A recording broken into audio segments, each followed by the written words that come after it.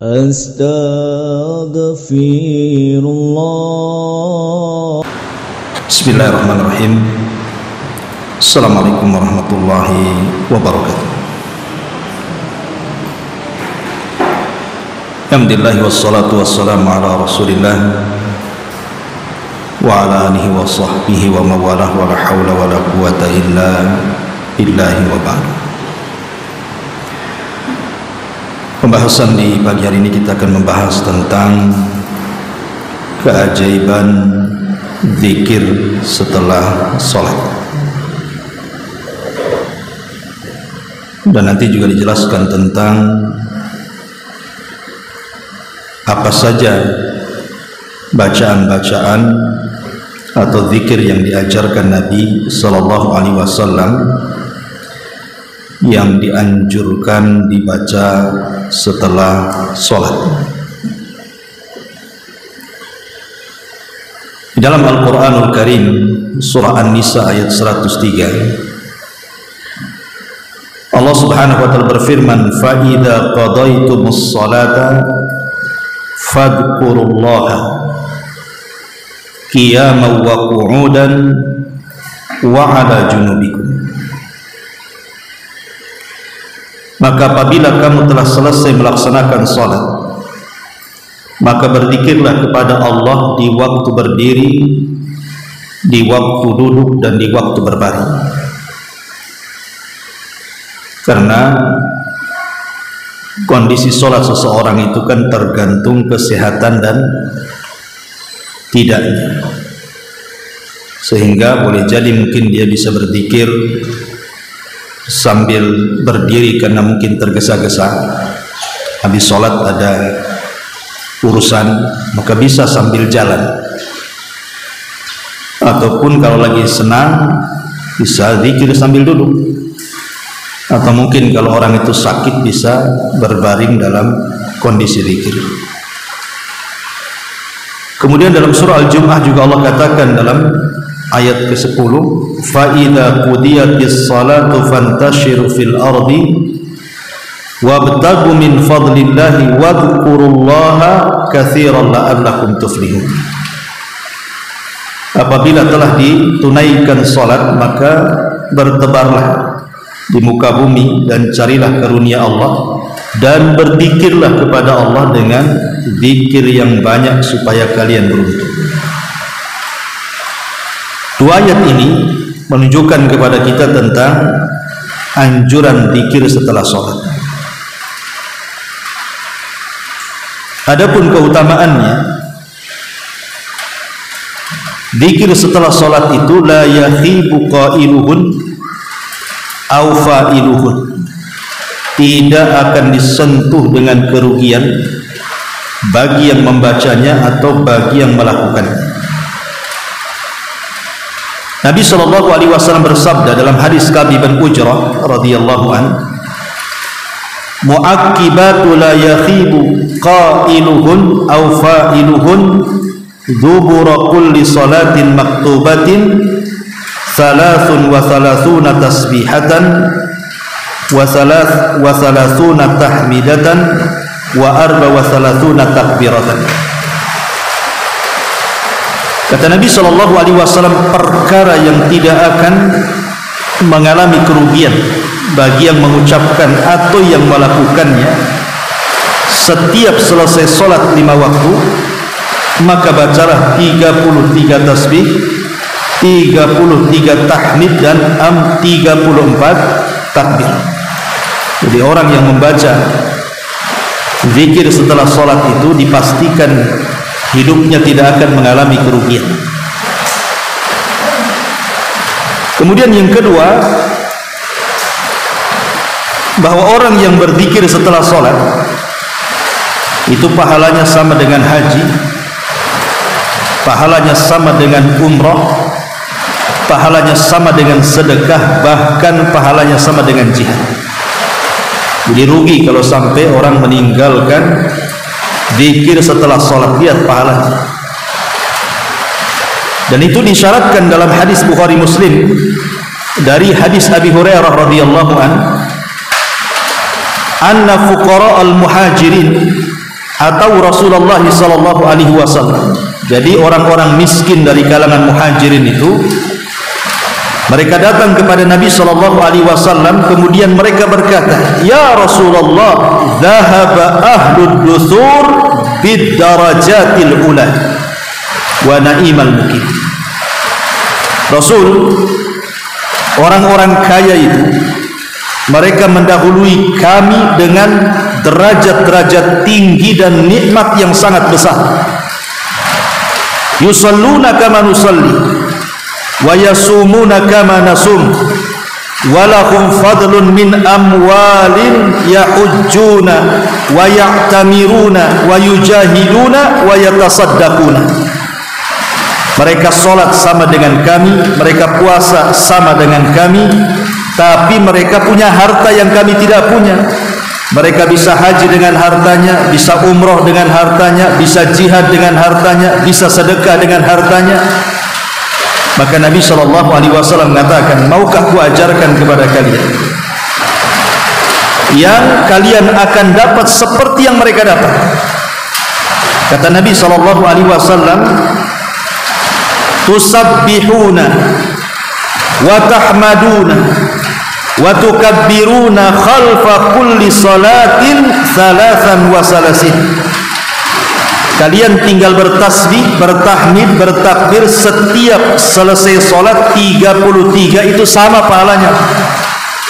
Lihat bagaimana Nabi SAW menyamakan orang-orang yang zikir setelah salat pahalanya sama dengan haji, pahalanya sama dengan umroh, pahalanya sama dengan jihad, dan bahkan dengan bersedekah yang banyak. Ini yang kedua. Yang ketiga, zikir setelah sholat itu bisa menggugurkan banyak dosa. Bisa menggugurkan banyak dosa, walaupun dosa kita itu sebanyak buih yang ada di lautan. Dan itu disebutkan dalam beberapa hadis, di antaranya hadis Abu Hurairah radhiyallahu anhu yang dikeluarkan Imam Muslim. Kata Nabi SAW, man sabbahallah fi duburi kulli salatin thalathan wa thalathin wa hamidallah thalathan wa thalathin wa kabbarallaha thalathan wa thalathin fatilka tis'ah wa tis'un wa qala tamamul mi'ah la ilaha illallah wahdahu la syarikalah lahul mulku wa lahul hamdu wa huwa ala kulli syai'in qadir ghufirat khatayahu wa in kanat mithla zabadil bahri. Dari Abu Hurairah radhiyallahu an, Nabi mengatakan, barang siapa yang bertasbih setiap selesai salat 33, mengucapkan alhamdulillah 33, mengucapkan Allahu Akbar 33, sehingga genap menjadi 99, kemudian disempurnakan 100 dengan la ilaha illallah wahdahu la syarikalah lahul mulku wa lahul hamdu wa huwa ala kulli syai'in qadir, akan diampuni kesalahan-kesalahannya walaupun sebanyak buih yang ada di lautan. Ya, luar biasa. Berapa banyak dosa yang kita lakukan, setiap hari kita melakukan dosa. Maka orang yang mengamalkan zikir setelah sholat tidak sadar dosa kita diampuni oleh Allah Subhanahu wa ta'ala. Ini yang ketiga. Yang keempat, bahwa zikir setelah sholat itu wasiat dari Nabi. Nabi yang berwasiat agar jangan meninggalkan zikir setelah sholat. Sebagaimana hadis yang dikeluarkan Imam Ahmad dan juga Abi Dawud dari Mu'adz bin Jabal radhiyallahu an. Jadi satu hari Rasul mengambil tangannya dan mengatakan, ya Mu'adz, inni uhibbuka fillah. Wahai Mu'adz, saya mencintai engkau karena Allah. Usika ya Mu'adz, aku wasiatkan kepadamu, la tada'anna fi duburi kulli salatin an taqula Allahumma inni ala dzikrika wa syukrika wa husni ibadati. Jangan pernah tinggalkan zikir setelah salat wahai Mu'adz, dan katakanlah, Allahumma ya Allah, inni ala dzikrik, tolong aku agar bisa mengingatmu, wa syukrik, dan bersyukur akan nikmatmu, wa husni ibadatik, dan tolong agar aku bisa beribadah kepadamu seindah mungkin. Hadis ini disebutkan dalam kitab Sahih Al-Jami', ya. Bagaimana di sini Nabi SAW menjelaskan tentang keutamaan zikir setelah sholat luar biasa. Maka rugi sekali kalau seandainya seseorang kemudian meninggalkan zikir setelah sholat. Apalagi zikir setelah sholat tadi menghancurkan dosa-dosa kita, merontokkan dosa-dosa kita. Walaupun dosa kita itu sebanyak buih yang ada di lautan. Coba perhatikan Bu, kita membaca tasbih, tahmid dan takbir ini kan bukan hanya diperintahkan setelah sholat saja Bu, tapi juga diperintahkan sebelum tidur kan. Kenapa demikian? Kata Nabi SAW kepada Ali radhiyallahu anhu, dan juga Fatimah putrinya mengatakan, maukah ku ajarkan kepada kalian beberapa kalimat, kata Rasul, dan itu lebih baik daripada pembantu yang kalian minta. Kemudian Nabi SAW mengatakan, kalau engkau berangkat ke pembaringanmu, maka ucapkan tasbih 33, kemudian tahmid 33, dan takbir 34. Jadi semua 100. Apa faedahnya?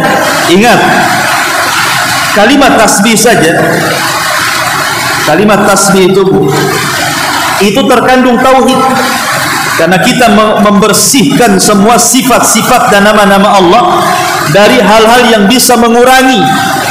Artinya ketika kita bertasbih itu di dalamnya terkandung tauhid. Jadi kalau ibu membaca tasbih sebelum tidur itu hakikatnya tidur ibu itu di atas tauhid, gitu maksudnya. Sehingga kalau tidur di atas tauhid, kalau Allah takdirkan kita meninggal, berarti meninggal di atas tauhid. Coba, nikmat mana lagi orang meninggal di atas tauhid? Apalagi bacaan-bacaan zikir seperti itu, kalau kita kemudian baca sebelum tidur itu juga bisa menolong kita untuk bangun tengah malam, supaya kita ini bisa sholat malam dan mendapatkan kecintaan Allah Subhanahu wa ta'ala. Karena ucapan yang paling dicintai Allah itu kan 4. Ucapan yang paling dicintai Allah itu 4. Pertama subhanallah, kemudian alhamdulillah, kemudian la ilaha illallah, kemudian Allahu akbar. Inilah 4 kalimat yang paling dicintai Allah. Subhanallah, alhamdulillah, la ilaha illallah, Allahu akbar. Artinya kalau kita baca 4-4-nya Bu, berarti kita sedang dicintai Allah Subhanahu wa ta'ala. Ini maksudnya keumuman zikir ya, apalagi dibaca selepas sholat. Tapi kalau kita melihat keutamaan zikir secara umum lebih hebat lagi.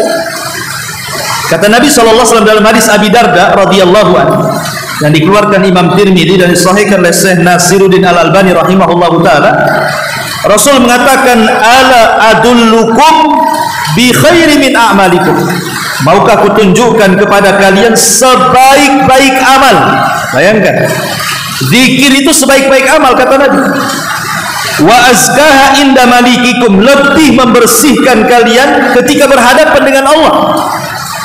Wa arfauha fi darajatikum, diangkat derajat kalian di sisi Allah. Wa khairun lakum min infaqiz zahabi wal waraq, wa khairun lakum min antalqau aduwakum fatadribu a'naqahum wa yadribu a'naqakum. Bahkan lebih baik daripada infak emas dan perak, bahkan lebih baik daripada Anda berjihad sehingga Anda dibunuh atau membunuh musuh. Kata sahabat, tentu Rasul, amalan apa itu kok banyak kali keutamaan? Kata Rasulullah, zikrullah, berzikir kepada Allah Azza wa Jalla. 1, kata Rasul, amalan yang paling baik. 2, bisa membersihkan kita di hadapan Allah. 3, bisa mengangkat derajat kita di sisi Allah. 4, lebih baik daripada infak emas dan perak. 5, lebih baik daripada jihad, Anda membunuh atau Anda dibunuh. Bayangkan, 5 perkara orang akan mendapatkan bagi yang lisannya tidak pernah kering daripada zikir kepada Allah Subhanahu wa ta'ala. Bahkan Rasul mengatakan dalam Sahih Muslim itu, sabaqal mufarridun. Qalu wa mal mufarriduna ya Rasulullah? Qala adz-dzakiruna Allah katsira wa dzakira. Telah mendahului kita masuk surga orang-orang mufarridun. Jadi kalau ibu jalan berdua dari rumah ke sini, yang satu zikir terus, ibu diam saja, maka samping ibu yang zikir itu duluan masuk surga. Itulah mufaridun. Jadi ditanya, siapa mufaridun itu wahai Rasul? Maka Rasul mengatakan laki-laki ataupun perempuan yang lisannya terus berzikir kepada Allah Subhanahu wa taala. Kemudian juga Rasul mengatakan dalam hadis Bukhari, "Matsalul ladzi yadhkuru rabbah wal ladzi la yadhkuru rabbah mithlul hayy wal mayyit." Permisalan orang yang suka zikir kepada Allah dan orang yang jarang zikir kepada Allah itu sama permisalan orang hidup sama orang mati. Lihat orang mati, tidak bisa apa-apa, tapi orang hidup kemana-mana kan itu. Itulah perbedaannya orang yang zikir dengan orang yang tidak zikir.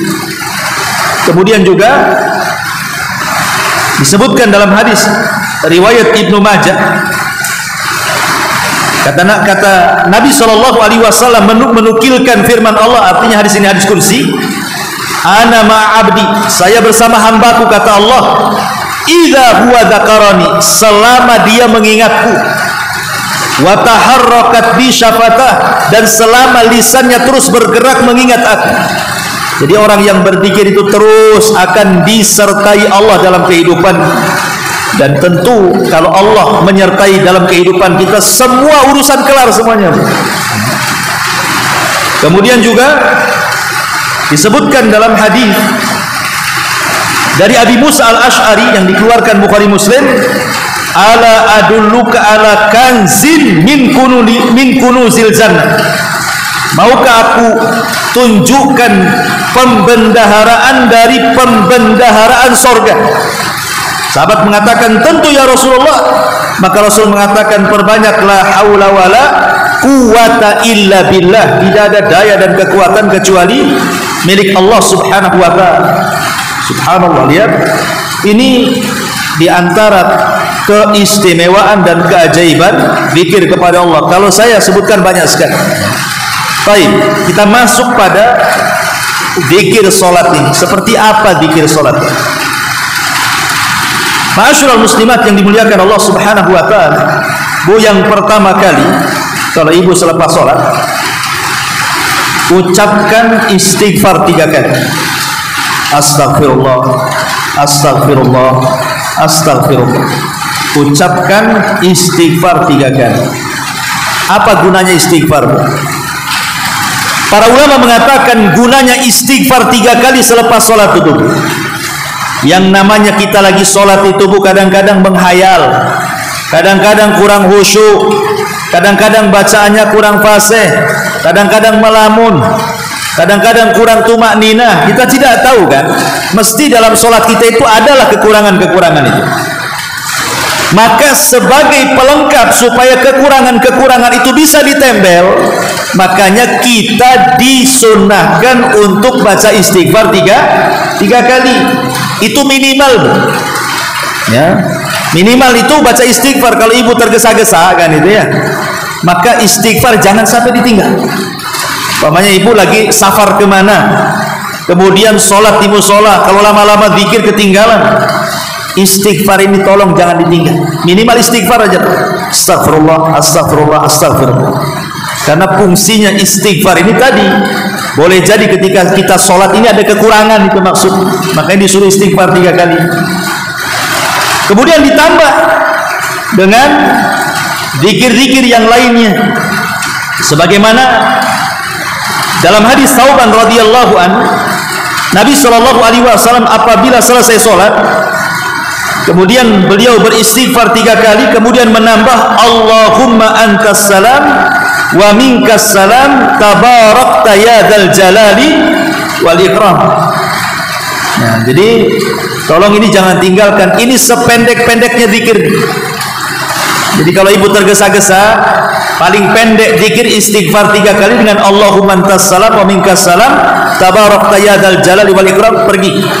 Kalau memang sangat mendesak gitu ya, sangat tergesa-gesa, tidak bisa duduk lama-lama, inilah sependek-pendeknya zikir. Astagfirullah, astagfirullah, astagfirullah, Allahumma antas salam wa minkas salam tabarakta ya dzal jalali wal ikram. Ya Allah, engkaulah yang salam dan keselamatan hanya milik Engkau. Maha suci Engkau wahai Zat yang memiliki semua keagungan dan kemuliaan. Ma'asyiral muslimat yang dimuliakan Allah Azza wa Jalla, baru kemudian kita baca tauhid. Setelah kita membaca astaghfirullah, astaghfirullah, astaghfirullah, Allahumma antas salam wa minkas salam tabarakta ya dzal jalali wal ikram, maka ibu lanjut dengan mentauhidkan Allah. La ilaha illallah wahdahu la syarikalah. Tidak ada sesembahan yang berhak disembah kecuali Allah yang tidak ada sekutu baginya. Kemudian membaca Allahumma la mani'a lima a'taita wa la mu'tiya lima mana'ta wa la yanfa'u dzal jaddi minkal jadd. Allahumma la mani'a lima a'taita. Ya Allah, tidak ada yang mencegah apa yang Kau berikan. Wa la mu'tiya lima mana'ta, dan tidak ada yang memberi apa yang Kau cegah. Wa la yanfa'u dzal jaddi minkal jadd, dan tidak berguna kekayaan dan kemuliaan bagi pemiliknya kecuali Engkau ya Rabb, semua kejayaan dan kemuliaan milik. Jadi ini bacaan selanjutnya, la ilaha illallah wahdahu la syarikalah, Allahumma la mani'a lima a'taita wa la mu'tiya lima mana'ta wa la yanfa'u dzal jaddi minkal jadd. Lalu setelah itu ibu bisa menambah sebagaimana hadis Abdullah bin Zubair itu, la ilaha illallah wahdahu la syarikalah, lahul mulku wa lahul hamdu wa huwa ala kulli syai'in qadir, la haula wa la quwata illa billah, la ilaha illallah wa la na'budu illa iyyah, lahun ni'matu wa lahul fadlu wa lahul thana'ul hasan, la ilaha illallah mukhlishina lahuddin walau karihal kafirun. Ini juga kalau ibu menghafal baca juga. Baru setelah itu ibu bertasbih, bertahmid, bertakbir, dan ini ada 5 cara. Ingat Bu ya, tasbih, takbir, tahmid itu ada 5 cara. Saya kasih tahu semuanya riwayatnya sahih. 1, ibu membaca subhanallah 33 kali. Kemudian alhamdulillah 33 kali. Kemudian Allahu Akbar 33 kali. Berarti jumlahnya berapa? 99 kali. Ini gambaran pertama, bentuk pertama.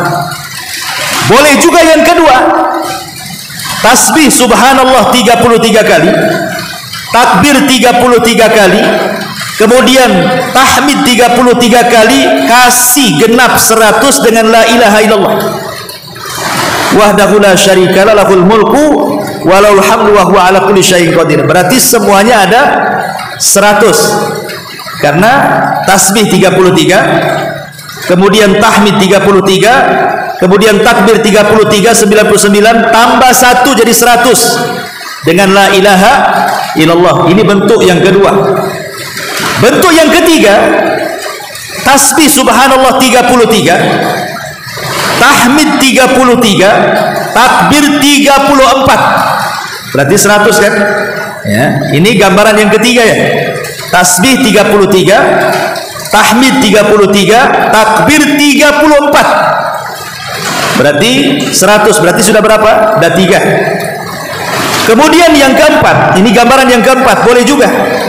Tasbih 25, tahmid 25, takbir 25, tahlil 25, jadi 100. Saya ulang, ini cara yang keempat. Tasbih subhanallah subhanallah subhanallah 25 kali, alhamdulillah alhamdulillah alhamdulillah 25 kali, Allahu akbar Allahu akbar Allahu akbar 25 kali, la ilaha illallah 25 kali, jadi genap menjadi 100. Ini gambaran yang keempat. Dan yang terakhir ini yang tergesa-gesa Bu, tasbih 10 kali, Allah subhanallah subhanallah subhanallah 10 kali, kemudian tahmid alhamdulillah alhamdulillah alhamdulillah 10 kali, Allahu akbar 10 kali. Berarti jumlahnya 30. Ya, ini boleh, lima-limanya boleh. Ibu memilih yang mana? Semuanya ada hadisnya, semuanya sahih. Ya. Saya ulangi ya, biar mantap. 1. Tasbih 33, tahmid 33, takbir 33, jumlahnya 99. 2. Tasbih 33, tahmid 33, takbir 33, genapkan dengan la ilaha illallah menjadi 100.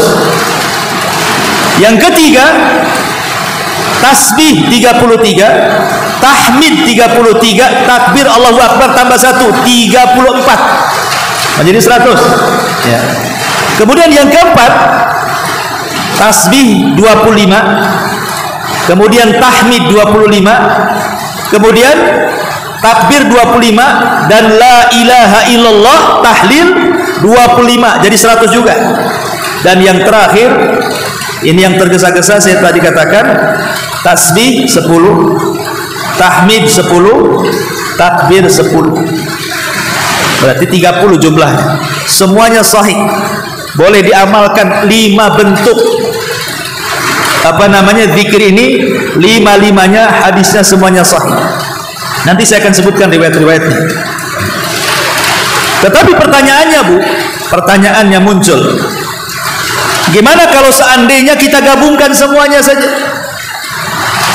Daripada kita subhanallah, subhanallah, subhanallah 33, alhamdulillah, alhamdulillah, alhamdulillah 33, Allahu Akbar, Allahu Akbar 33, kan lama, Bu. Kita gabung saja, subhanallah walhamdulillah Allahu Akbar, subhanallah walhamdulillah Allahu Akbar, subhanallah walhamdulillah Allahu Akbar 33 kali. Kan nanti jatuhnya 99 juga kan? Paham maksud saya? Ya. Kita gabungkan sajalah, daripada subhanallah subhanallah Allahu Akbar Allahu Akbar, saya gabungkan aja satu kalimat, alhamdulillah subhanallah alhamdulillah Allahu Akbar 1, subhanallah alhamdulillah Allahu Akbar 2, sampai 33. Berarti kan semuanya nanti jatuhnya 99 juga kan, gitu ya. Lah ini bagaimana pandangan para ulama? Kita gabungkan aja daripada satu-satu, ya.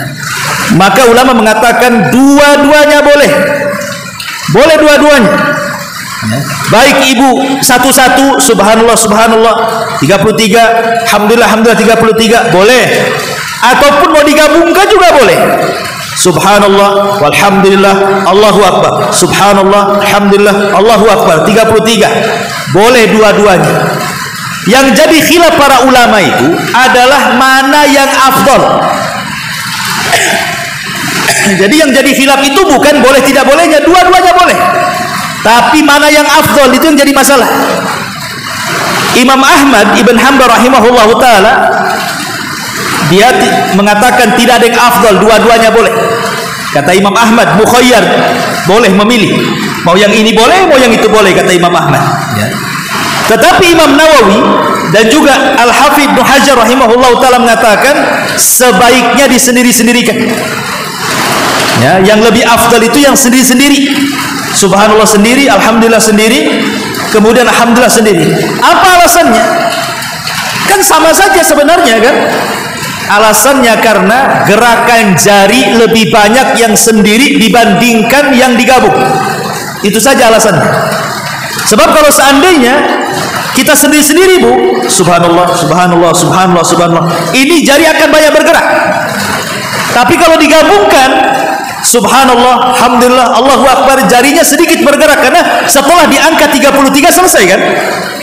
Sementara jari-jari ini akan menjadi saksi di hadapan Allah. Semakin banyak bergerak, semakin banyak bersaksi. Itu maksudnya, ya. Tetapi intinya kalau ditanya mana yang lebih baik, gitu ya, tidak ada yang lebih baik menurut Imam Ahmad.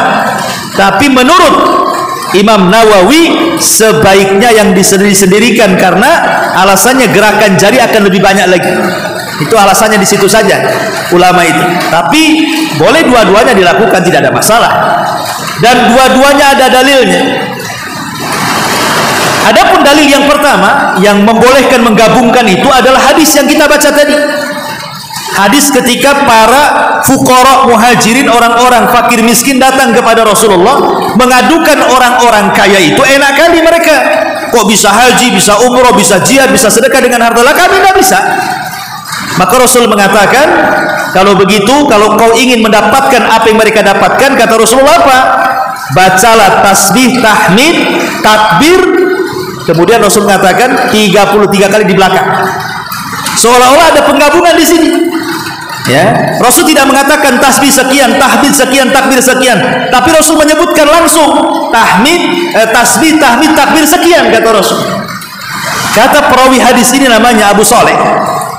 Ya, ketika namanya Sumai itu bertanya kepada Abu Saleh.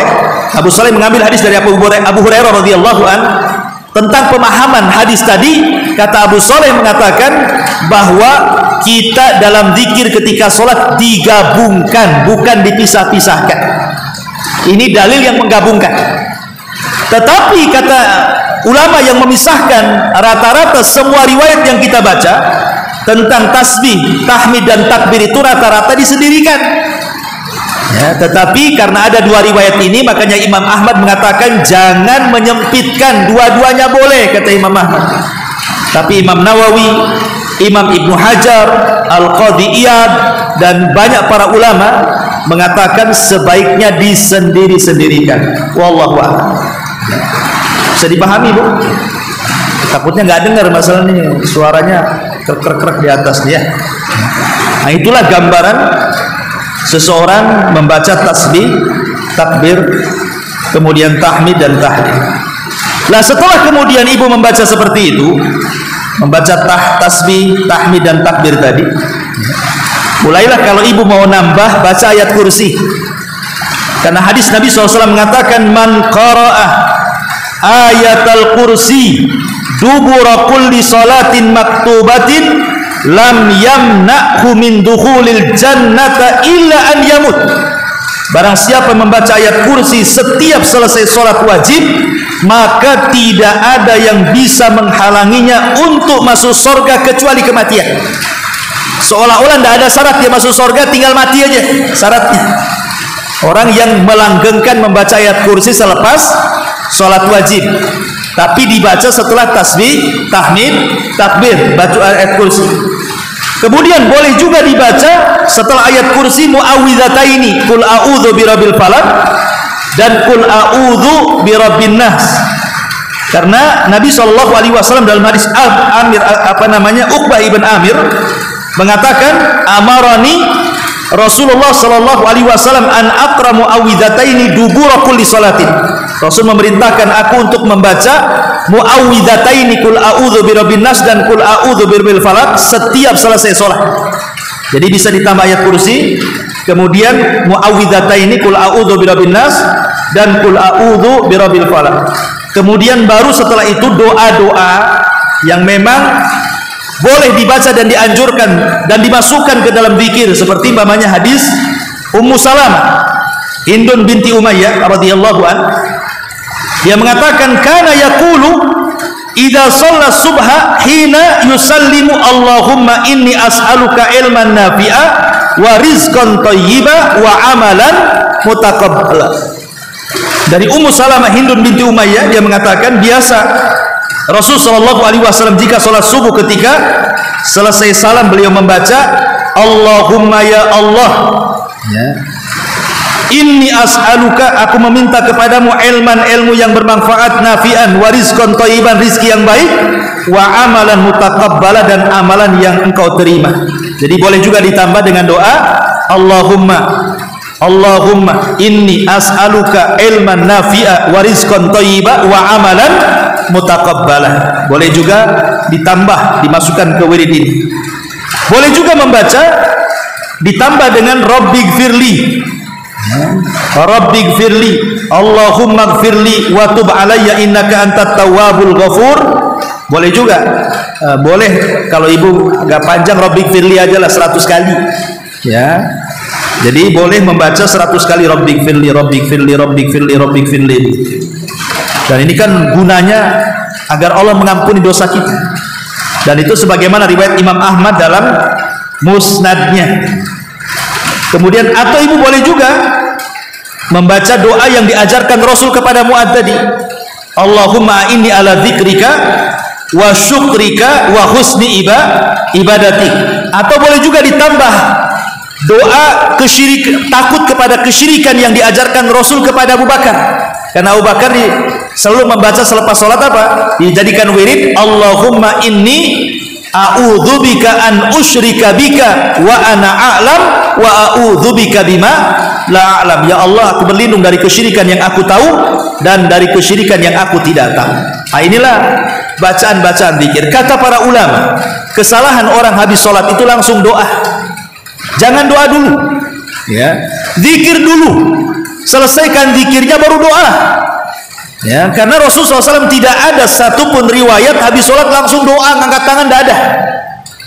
Zikir dulu, ya. Karena zikir ini sudah terkandung doa sebenarnya. Ya, zikir sendiri sudah terkandung doa, apalagi istighfar tadi. Masa habis sholat langsung ngangkat tangan? Enggak begitu. Minta dulu ampun kepada Allah. Boleh jadi sholat yang kita lakukan ada kelalaiannya, kita tidak tahu. Makanya habis sholat langsung astagfirullahaladzim, astagfirullahaladzim, astagfirullahaladzim, supaya sekali lagi dosa-dosa dalam sholat kita, kelalaian kita dalam sholat kita itu bisa disempurnakan dengan istighfar. Ya, ma'asyiral muslimat yang dimuliakan Allah Subhanahu wa taala. Adapun hadis yang masalah tasbih, tahmid, takbir tadi itu, ya. Pertama riwayat Abu Hurairah radhiyallahu an yang dikeluarkan Imam Muslim. Man sabbahallah fi dzuburi kulli salatin salasan wa salasin wa hamidallah salasan wa salasin wa kabbarallah salasan wa salasin fatilka tis'atun wa tis'un wa qala tamamul mi'ah la ilaha illallah wahdahu la syarikalah lahul mulku wa lahul hamdu wa huwa ala kulli syai'in qadir. Ini yang pertama. Barang siapa yang berzikir setelah selesai sholat kemudian membaca tasbih 33, tahmid 33, takbir 33, lengkapi la ilaha illallah jadi 100. Ini yang pertama tadi ya, gambaran. Kemudian yang kedua 33 tasbih, 33 tahmid, 34 takbir. Ya, jadi 100 juga. Ini berdasarkan hadis Ka'ab bin Ujrah radhiyallahu an. Kata Nabi SAW, mu'aqibatun la yakhibu qailuhun aw fa'iluhun dubura kulli salatin maktubatin salasun wa salasuna tasbihatan wa salasun wa salasuna tahmidatan wa arba wa salasuna takbiratan. Ada beberapa kalimat yang orang yang mengucapkannya tidak akan rugi dunia akhirat. 33 tasbih, 33 tahmid, 34 takbir. Ini gambaran yang kedua, ya, 100 juga, ya. Kemudian gambaran yang ketiga yang tasbih 25, tahmid 25, takbir 25, tahlil 25, 100 juga tuh. Ini berdasarkan hadis Zaid bin Thabit yang dikeluarkan Imam Nasai dan disahihkan oleh Syekh Nasiruddin Al-Albani rahimahullahu taala. Kata Rasulullah sallallahu alaihi wasallam, amarakum Rasulullah sallallahu alaihi wasallam an tusabbihu dubura kulli salatin salasan wa salasin tahmadu salasan wa salasin tukabbiru arba'an wa salasin. Qala na'am. Kemudian kata Nabi SAW di riwayat yang lain, kata Rasul, umiru an yusabbihu dubura kulli salatin salasan wa salasin wa yahmadu salasan wa salasin wa yukabbiru arba'an wa salasin. Kemudian kata Rasul sallallahu alaihi wasallam ditambah di ujung hadis, kata Nabi SAW, faj'aluha khamsan wa ishrin. Ya, jadikan oleh kalian khamsan wa ishrin, artinya 25. Ya, enggak perlu 33, boleh 25, 25 jadi 100. Nah, gitu maksudnya. Ini berdasarkan hadis Zaid ibn Thabit yang dikeluarkan Imam Nasai. Atau tadi 10-10 tadi. Tasbih 10, takbir 10, kemudian tahmid 10 berdasarkan hadis Abdullah Ibn Amr radhiyallahu an. Nabi sallallahu alaihi wasallam mengatakan, yang dikeluarkan Imam Abi Dawud dan disahihkan oleh Syekh Nasiruddin Albani rahimahullah taala, yusabbihu fi duburi kulli salatin ashran wa yahmadu ashran wa yukabbiru ashran. Bertasbih 10 kali, bertahmid 10 kali, dan bertakbir 33 kali. Termasuk juga gambaran yang 33 tasbih, 33 tahmid, 33 takbir tanpa digenapkan menjadi 100. Ini pun hadis yang disahihkan oleh Syekh Nasiruddin Al-Albani rahimahullah. Intinya bahwa ada 5 gambar. Itu secara singkat zikir selepas sholat. Wallahu alam, ini untuk pengetahuan saja, biar mengingatkan lah, karena ibu kan juga sering zikir juga, tapi terkadang ilmunya nggak ada, ya. Jadi kita hanya memberikan pengetahuan bahwa macam-macam zikir itu disebutkan. Tapi sekali lagi, jangan langsung berdoa selepas sholat, zikir dulu. Nanti kalau selesai zikir bolehlah ibu angkat tangan sebagai doa, kan itu ya. Ya, ataupun sholat sunnah dulu, baru habis sholat sunnah berdoa, itu lebih afdal lagi. Wallahu a'lam. Baik, sampai di sini. Kalau ada yang bertanya, masih ada waktu sampai 9:30. Ada 15 menit lagi.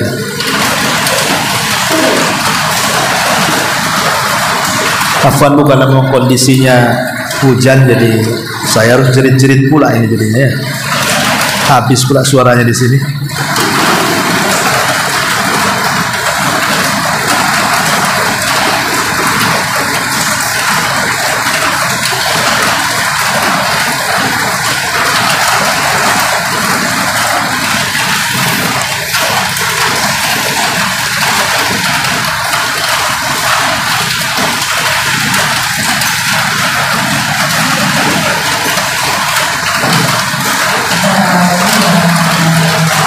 Waalaikumsalam. Saya berpikir, cuma sebelum itu doa dan Allah dan mereka, itu suara Alhamdulillah dan melalui Allah seperti itu. Berpikir tapi sudah membaca itu, baru baca itu jalan ya. Ya enggak masalah sih, yang mana duluan tidak ada masalah. Cuman ulama sudah menyusun kenapa istighfar dulu, karena istighfar inilah yang vital dalam zikir setelah sholat.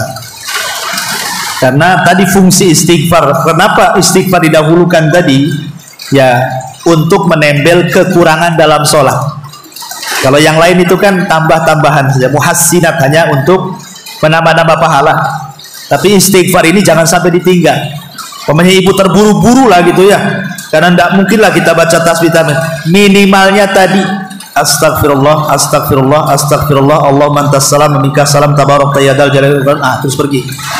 Nah, ya kalau mau di jalan ibu bisa juga sambil jalan zikirnya ya, subhanallah, subhanallah, subhanallah, sambil jalan, ya nggak apa-apa.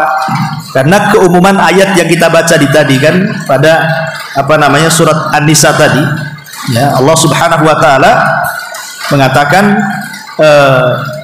fadkurullaha qiyaman, bisa berzikir sambil berdiri jalan kan itu ya, wa qu'udan atau sambil duduk, ataupun wa ala jambin ataupun baring karena dia sakit. Jadi bisa dilakukan tiga-tiga. Wallahu a'lam. Ya kalau ibu mau ganti dirobah ya nggak masalah.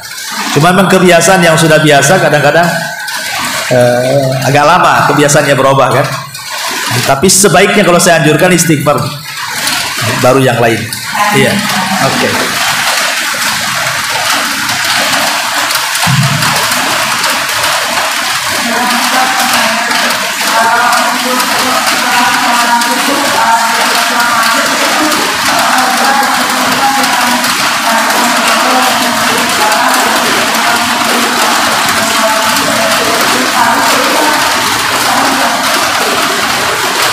Sebenarnya zikir itu semua sama setelah sholat wajib, tapi kan ada yang ditambah. Ini saya nggak semua jelasin sebenarnya. Kadang Rasul menambah selepas sholat subuh ada sendiri. Nah, setelah sholat maghrib ada sendiri gitu. Memang ada beberapa lafaz. Tapi yang saya jelaskan ini zikir yang umum, yang memang semua sholat kita baca. Adapun kalau ada tambahan-tambahan riwayat yang mungkin subuhun kudus rabbuna atau apa setelah subuh dan begitu seterusnya, memang ada riwayatnya, itu dikhususkan di sholat habis sholat subuh saja ada gitu. Yang saya jelasin ini saya mengambil umum biar semua jadi pelajaran. Nah inilah susunan zikir selepas sholat wajib, mau habis duhur, habis asar, habis maghrib, habis isya, subuh, semua sama. Cuman kalau ada tambahan-tambahan, ada tambahan-tambahan. Wallahu a'lam. Untuk membaca ayat kursi setelah zikir sholat, itu apabila kita mengajarkan membaca